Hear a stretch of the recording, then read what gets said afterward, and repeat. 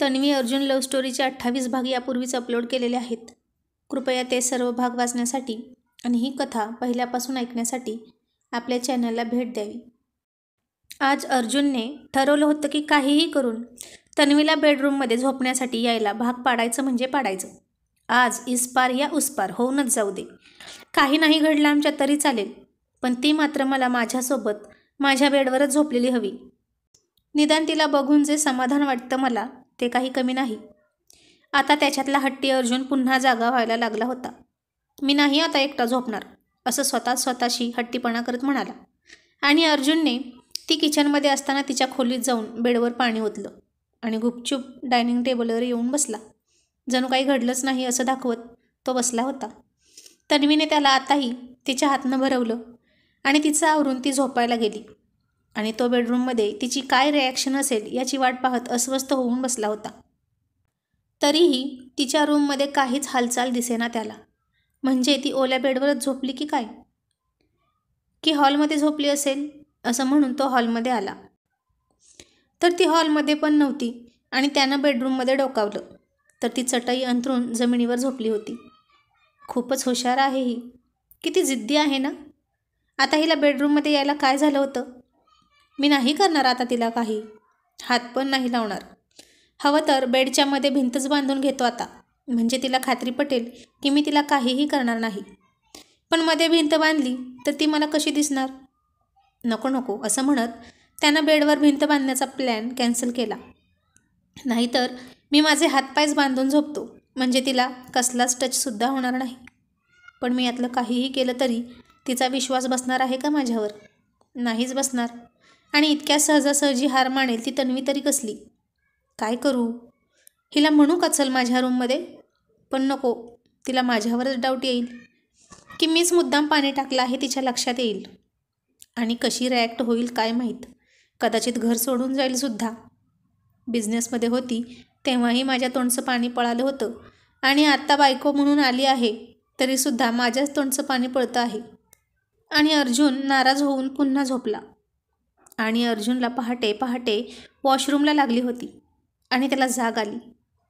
त्यानं झोपेतून उठून पाहिलं तर तन्वी तिच्या जागेवर त्याच्या शेजारी झोपली होती. आणि त्याने स्वतःवर विश्वास न बसून पुन्हा डोळे चोळले. त्याला तर हे खरंच वाटत नव्हतं की ती पुन्हा त्याच्या बेडरूममध्ये त्याच्या शेजारी येऊन झोपली होती. म्हणजे ती खरंच सगळं विसरून गेली का?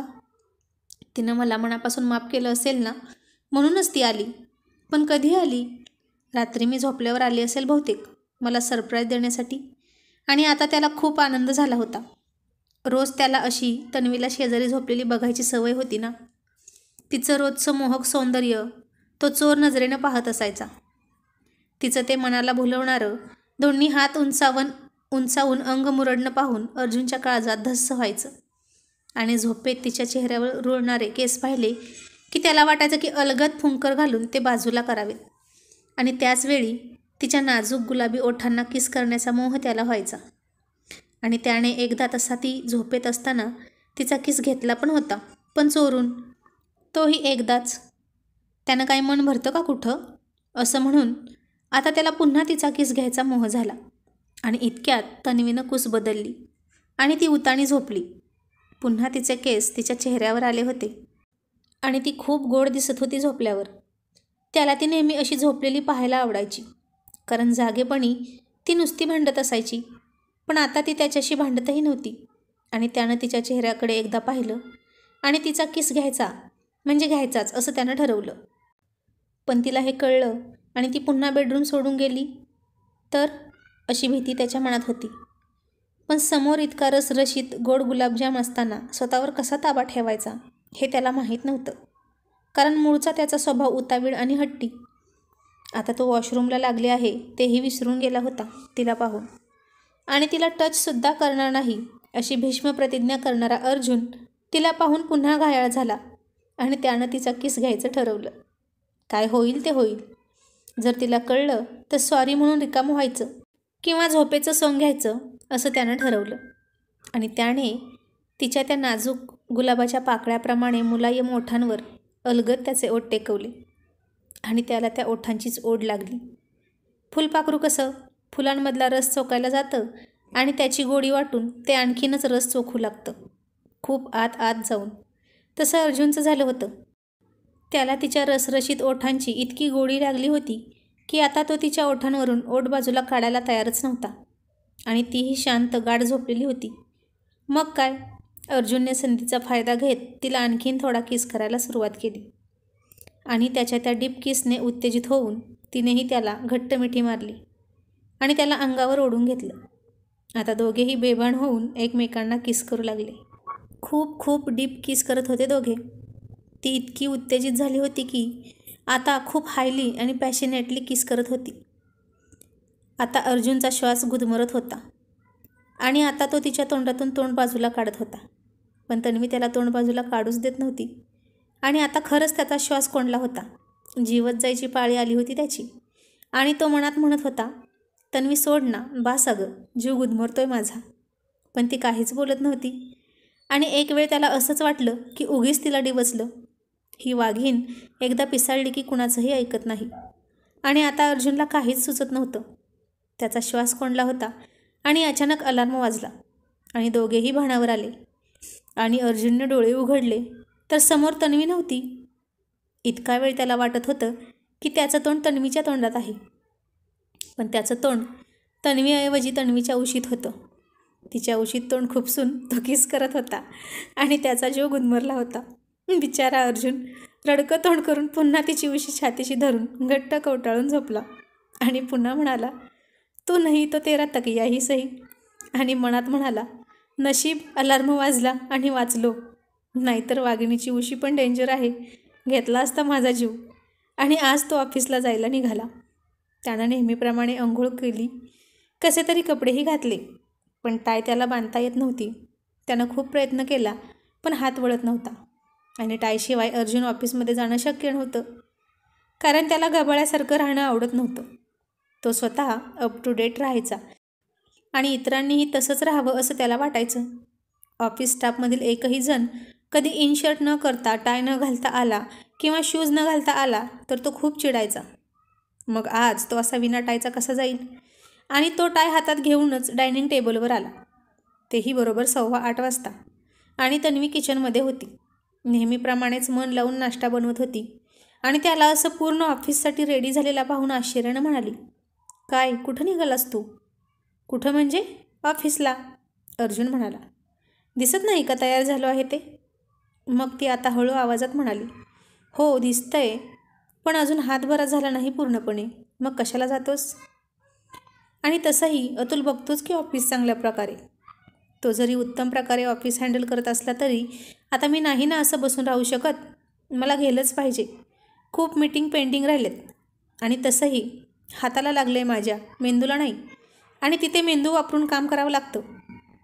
आणि ऑफिस स्टाफसुद्धा थोडा सुस्तावलेला आहे, मी नसतो म्हणून, असं अर्जुन म्हणाला. आणि तन्वी मनात म्हणाली, हिटलर कुठला? नुसता हिटलरसारखा सर्वांना हंटर घेऊन धाकात ठेवत असतो. नुसती मनमानी, कोणाचं काहीही ऐकायचं नसतं याला. 4 दिवस अजून नाही ऑफिसला गेला तर जन्मभर भरून निघणार नाही इतकं मोठं नुकसान होईल याचं, असंच वाटतं याला. आणि ती गप्प बसली. त्याच्यासाठी नाश्ता आणून दिला. त्याला वाटलं आता ती भरवेल, म्हणून तोंडाचा आ वासून वाट बघत बसला. आणि गळ्यातील टाय बांधण्याचा प्रयत्न करत होता तो. ती कधी घास भरवते ते बघत. पण तन्वी मात्र हाताची घडी घालून त्याच्यासमोर उभा होती.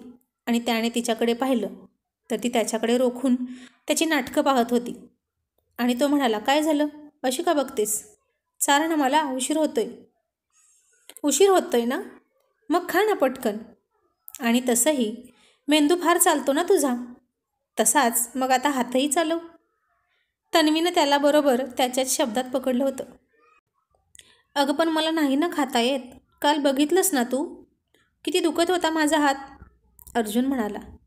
आणि मग तन्वी म्हणाली, हो बघितलं ना काल, पण आज नसेल ना दुखत हात, मग खा की तुझ्या हाताने. आणि अर्जुन म्हणाला, दुखत कसा नाही? दुखतोय तर, आजही दुखतोय हात. बरं मग ऑफिसला जाताना कसा नाही दुखत हात? कालही ऑफिसला गेला होता तेव्हाही नव्हता दुखला हात. फक्त खाताना बरा तेवढा हात दुखतो रे तुझा. आणि तिने त्याची चोरी पकडली म्हणून जीभ चावत मनात म्हणाला, खूपच हुशार आहे ही बेनशेपटाची वाघीण. लगेच पकडलं तिनं मला आणि तो गुपचूप स्वतः हातानं नाश्ता करू लागला.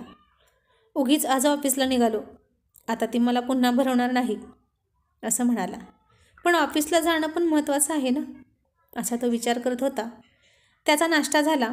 तिनं त्याला कॉफी आणून दिली, पण टाय अजूनही तसाच त्याच्याच गळ्यात होता. पण खरंच त्याला नव्हता येत बांधता. आणि ऑफिसमध्ये गेल्यावर अतुलकडून घेऊया बांधून म्हणत तो उठला आणि जायला निघाला. तसं ती म्हणाली, थांब.